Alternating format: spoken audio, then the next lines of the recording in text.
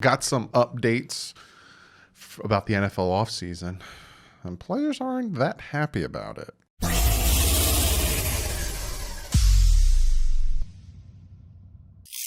What is up, Fin fans, and maybe even just regular football fans, because this video is a late one. You might be getting it midnight.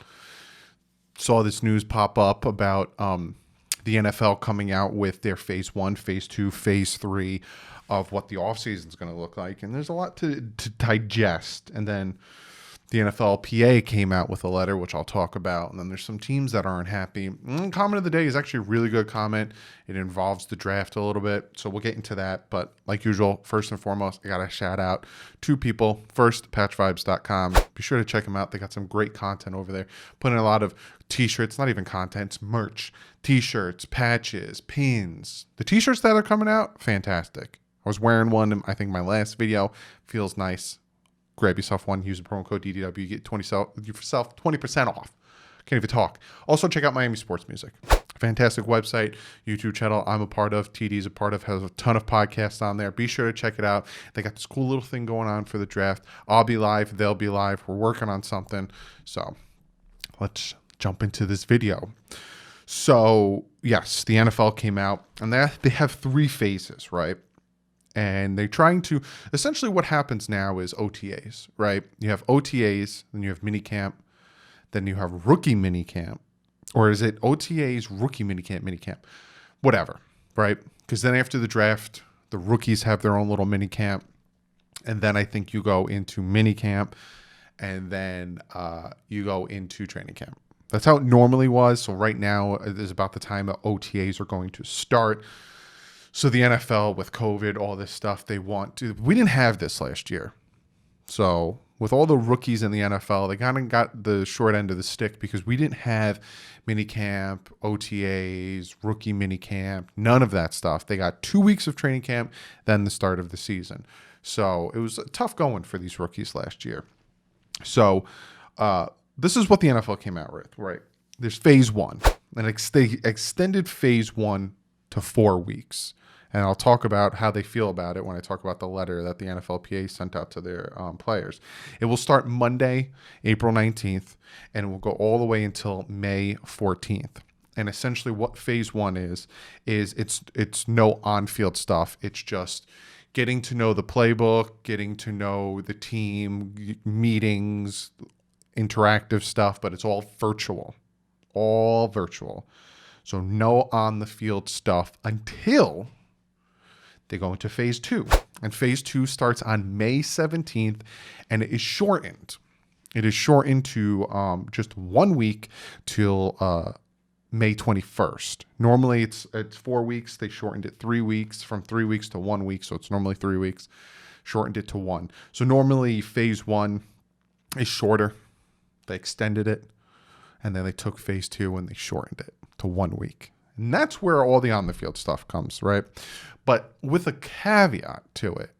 There's no offense versus defense. There's none of that. It's just offense versus offense. So the offense lines up across the offense, and same with defense lining up across the defense. And this is probably just a lot of walkthroughs, a lot of, understanding your position, understanding your routes, understanding which gap to hit, which way you should be moving, all this stuff on defense and offense. So I think that's what phase 2 is. On the field stuff, but more walkthroughs, because again, it's offense lining up across offense, defense lining across defense, no whatever, right? And again, meetings and instruction and classroom stuff is all virtual. Then we go into phase 3. You get about 3 days, and then on May 24th to June 18th is phase 3, and this is where you kind of get OTAs-ish, I guess you can say. In-person meetings and in-person classroom stuff and instruction stuff. And I say classroom stuff because that's what was lingoed in their memo. So I'm assuming that means like going over the playbook and getting yelled at. How many people got yelled at in class? 10 days of OTAs.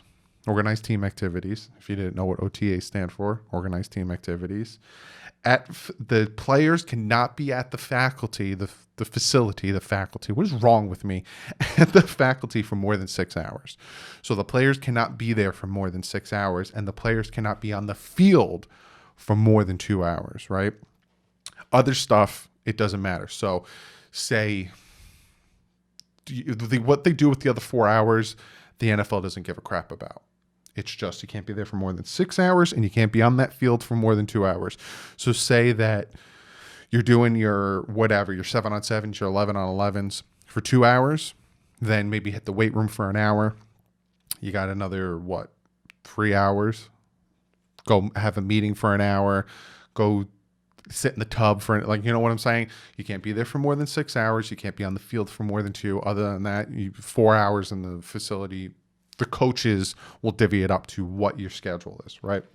First simulated press conference will be allowed here. So this is probably phase 3 on May 24th is probably where we'll start to see the press conferences, hear how things are going. A lot of people are either going to be over exaggerating or blowing things out of proportion with how Tua's doing with this and that, and he's not making deep throws, and where we're going to get that. And this is also when you will have 7-on-7s, 9-on-7s, 11-on-11s, but no live contact. So again, you'll have the defense across from you, and you can work on things, work on the defense, reading things, getting people scheming, right? And then after that is mandatory mini camp. And that's what they came out with so far. I hope I broke that down for you really well. But let's now talk about what the NFLPA sent out to their players, right? I'm going to pop it up. Maybe I could fit it somewhere, or I'll cover the screen completely with it so you guys can read it. But it says men. The NFL announcement does not address any of the concerns raised by the players. The slight modification only extending phase 1 activity and reducing phase 2 activity by 2 weeks. As players are making informed decisions about exercising their rights to not participate in the voluntary offseason program, it is our recommendation that due to injury data, continued threat of COVID-19, and lack of comprehension plan to protect players, that the safest decision would be to not attend any in-person club organized activity at your club. Should you choose to work at the facility, we urge you to follow the strict protocols recommended by our medical committee, testing before entering, wearing PPEs at all times, and maintaining physical distance while in the facility. D.E. Smith and J.C. Treader. So essentially they're saying, look, they didn't care. They reduced this and they added this. They didn't do what we asked them to do. So we recommend you guys not doing voluntary crap until mandatory minicamp and until training camps. Tell them to kick rocks and do stuff on your own. And if you're going to do stuff on there, if you're going to go there, follow what our guys are saying. Get tested, wear your PPEs, keep social distancing, take care of yourself first and foremost versus all that other stuff. Then Tom Pelissero came out and said the Broncos, the Seahawks, the Bucks, the Lions players have announced through the NFLPA they'll boycott, while Patriot players say many will stay away. Under the plan the NFL sent to the clubs today, most in-person activities, including on-the-field work, won't begin until May 17th. Like I said, phase 2. So essentially this is saying phase 1, if you expect me to be in the building, you can kick rocks because I don't have to be there because, it's virtual. The NFLPA is even saying that. And then Tom Pelissero came out and said another NFL memo to clubs tonight noted a primary incentive for players to show up to voluntary workouts. Get hurt at the team facility, you have injury protection. Get hurt somewhere else, you don't. And a club will not be responsible for players' compensation or other benefits. So essentially the NFL's like, all right, NFLPA, you're going to do this. You're going to tell your guys to stay away because you don't like what we did because it doesn't match what you want. Cool. You get injured not at our facilities, we're not covering it. You're not going to get you're whatever. You're not going to you get injured here, then we'll cover it. Then it's our problem. Injured somewhere else, ain't our problem. So it's a lot of it's a lot of back and forth stuff, but we'll see how this all pans out. I just want them to practice. I want them to get acclimated better than they did last season. It took them about 3-4 weeks to start working together because, again, there was no training camp. Again, the Dolphins started 1-3, and then all of a sudden they went on a tear, and we all kind of saw that coming because, again, there was no training camp, there was no mini camp, there was no OTAs. We knew that this was going to happen. It takes a minute to gel. Go back and watch my Richmond Webb interview. He says it takes a minute to gel, this offensive line to work together. So we'll see how this all pans out. We didn't hear that the Dolphins aren't going to do it. Like I said, we heard it was Broncos, Seahawks, Bucks, Lions, and Patriots. So we'll see how this all pans out. But I want to give you an update on that. I want to give you an update on the phases that they're doing, the mandatory minicamp, and all this other crap. But be sure to comment below. What do you guys think of this new stuff? Does it really not faze you as long as they get ready, they get in shape, they understand the playbook, and we play some meaningful, great football in September? Be sure to comment below, and I'm going to get to one of you guys' comments of the day. Comment comes from Chad McKean, and he says, comment of the day. Why do we want to draft a wide receiver or running back? With Fitz, we had big play offense. Why can't Tua do it with a full off season with the same wide receivers? Also, with good blocking, our current running backs ran well. Wouldn't it be smart to stock up on O-line and edge rushers? Comment of the day. He threw a 2 comment of the day in there. That's why I was able to find his comment so quickly. Right. There was games where both quarterbacks had big games, right? Against the Chiefs, Tua put up big numbers. Against the Cardinals, Tua put up big numbers. And for Fitz against the 49ers, he put up some big numbers. And let me pull up my stats. There was another game that he put up some big Bills. Against the Bills, he put up some big numbers. But they both had games where there was lacklustering play, right? Against the Jacksonville Jaguars, a team that isn't that good, and a team on Thursday night we should have, we beat them 31-13, but we only had 156 passing yards and 138 rushing yards. And of those 138 rushing yards, 38 were from Ryan Fitzpatrick, 29 of them were from Grant on an end around, and 66 were from Myles Gaskin. When it comes to receiving in that game, Devontae Parker had 69 receiving yards, Myles Gaskin had 29, and the rest were dink and dunks. You also had the Seattle Seahawks game where we could not get in the end zone if our life depended on it. Absolutely horrible. We had the Jets game where we could not score any points in the second half of that game against the Jets. Even had the Jets game later on in the season, week 12, where we won 20-3, where the offense was anemic at that point.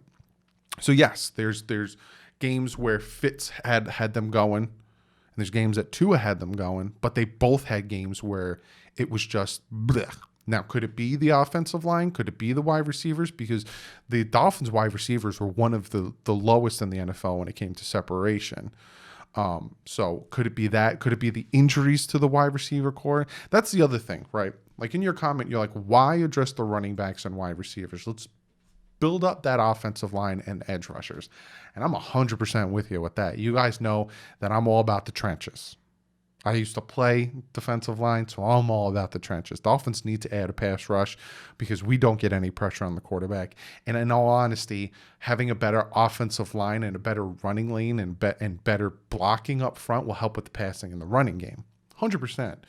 And I agree that Myles Gaskin will be better, but I want that complimentary back. I want that Derrick Henry. I want that Ricky Williams. I want that name a running back that does it all on his own. That's what I'm looking for, right? So I think that's where some of the fans are coming from, where they want a running back. I'm one of them. In the second round, the Dolphins take Javonte Williams. I'm ecstatic. Maybe he can wear 34 and just bring back some memories of Ricky. Not saying they're the same player, but you know what I'm saying. But when it comes to wide receiver, the point of me saying we need to draft a wide receiver is because our starters got injured, all of them last year. Devontae Parker got injured. Jakeem Grant got injured. Preston Williams got injured. Allen Hurns opted out. And Albert Wilson opted out. So we were running with Mac Hollins, Perry, Bowden at some point. We had to bring back Isaiah Ford, who had bad drops. So that's where the wide receivers are coming in, right? There was games where the wide receivers were just not helping at all, like at all. And again, there was games where the quarterbacks were not helping at all. And I'm saying quarterbacks because there was games where Fitz looked like doo-doo and there was games where Tua looked like doo-doo. He was holding the ball way too long. So it's a yin and yang situation. So I see where you're coming from, right? There were games where, like I said, the Cardinals game seemed like the offense was going smoothly. The 49ers game seemed like the offense was going smoothly, but then there was bad games. Like the Broncos game, the Seahawks game, what other game? Like, again, the fact that the Dolphins, like, the second half just sucked against both Jets game just drove me nuts. So I do think that they need to add wide receivers. Does it need to be this year, right? Like, say they take Kyle Pitts at 6, maybe they address wide receiver with their second round pick or their third round pick. I'm all right with that. I think that they can do well with these wide receivers if they stay healthy. And that's a big if. And that's why when I talk about some of these pass rushers, there's one that I would love to put higher, but his health concerns made me put him lower. And you probably already know who I'm talking about. For me, got to stay healthy. And these wide receivers, Devontae Parker did it in 2019. He stayed healthy. He had a fantastic year.